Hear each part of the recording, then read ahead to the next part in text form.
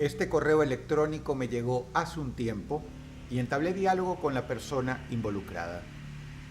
Cuando hago videos basados en anécdotas que mi audiencia me hace llegar, siempre, sin excepción de ningún tipo, protejo su identidad. Me amparo en la garantía constitucional vigente de Argentina, artículo 43, y en la ley 25.326 de protección de datos personales. Asunto. Querido Dross, nunca conté esto hasta ahora.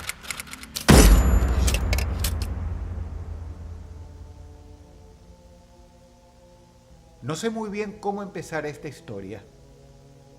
Llevo años viendo tus vídeos y siempre pensé que, de alguna forma, tú y tu audiencia erais el único rincón donde podía contarse una historia como esta sin que se rieran, sin que se burlaran, sin que me miraran como a una loca.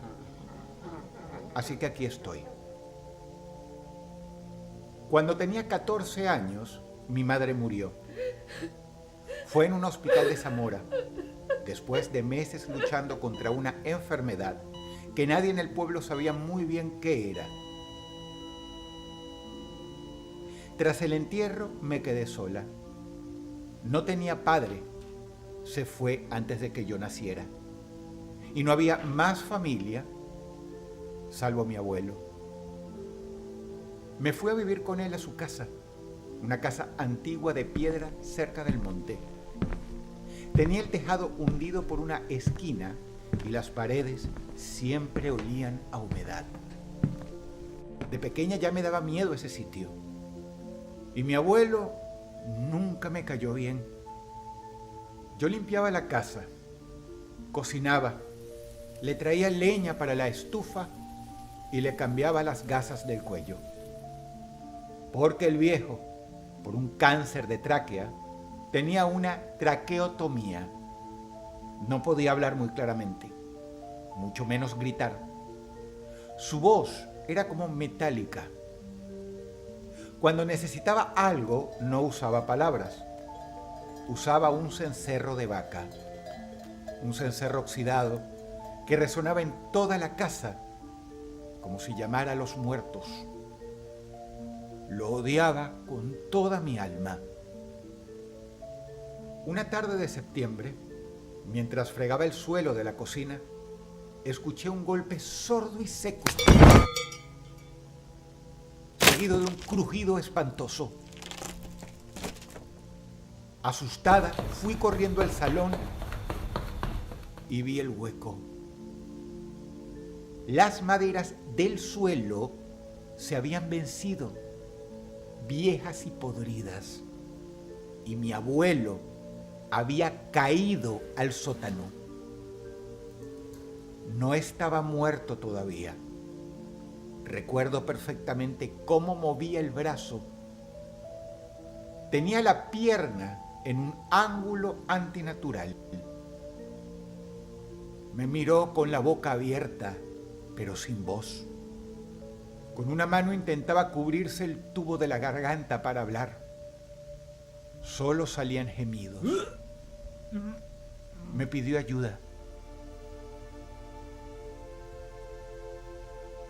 No le ayudé ni llamé a nadie. Yo en ese entonces ya era grande y lo odiaba.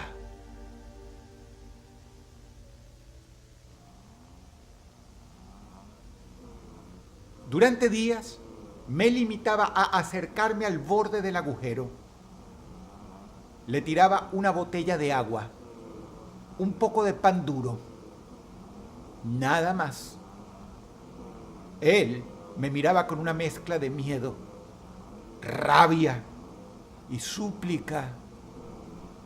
Se orinaba y defecaba encima. Sé lo que intentaba decir.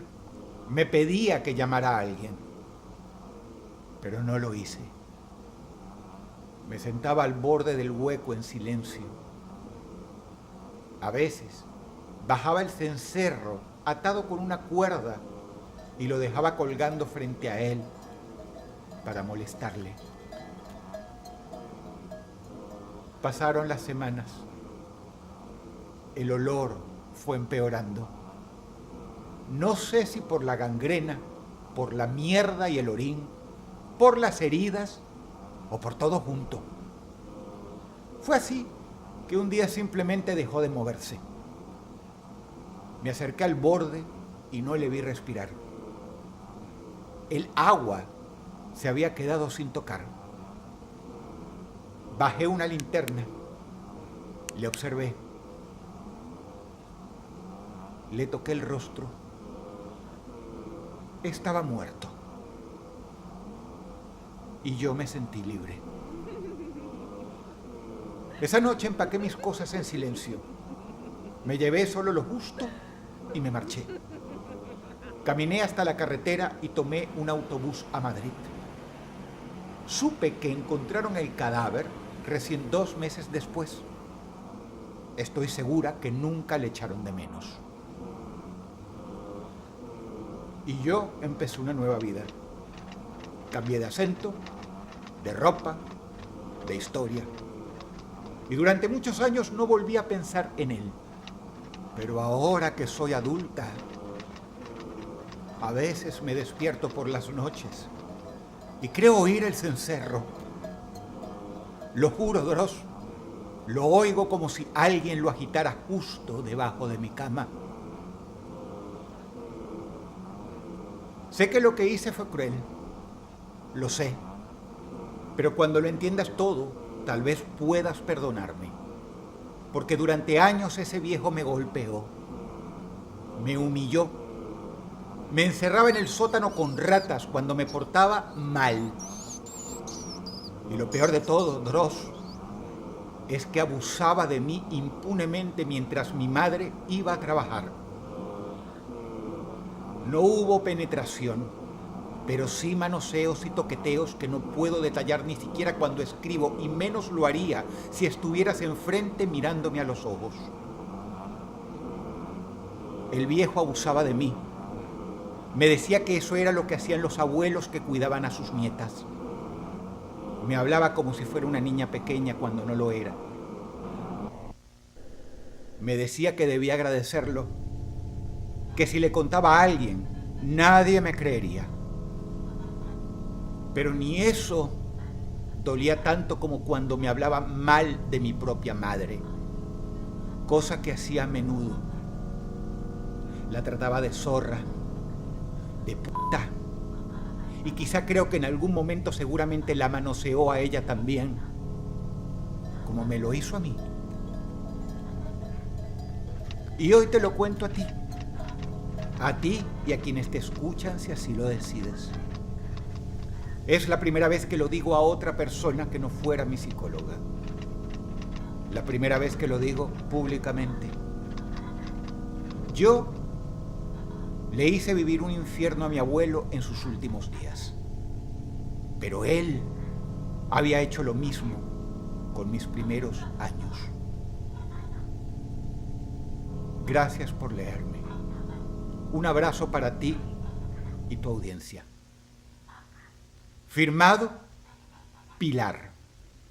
Alguien que ya no es una niña y que por fin ha hablado.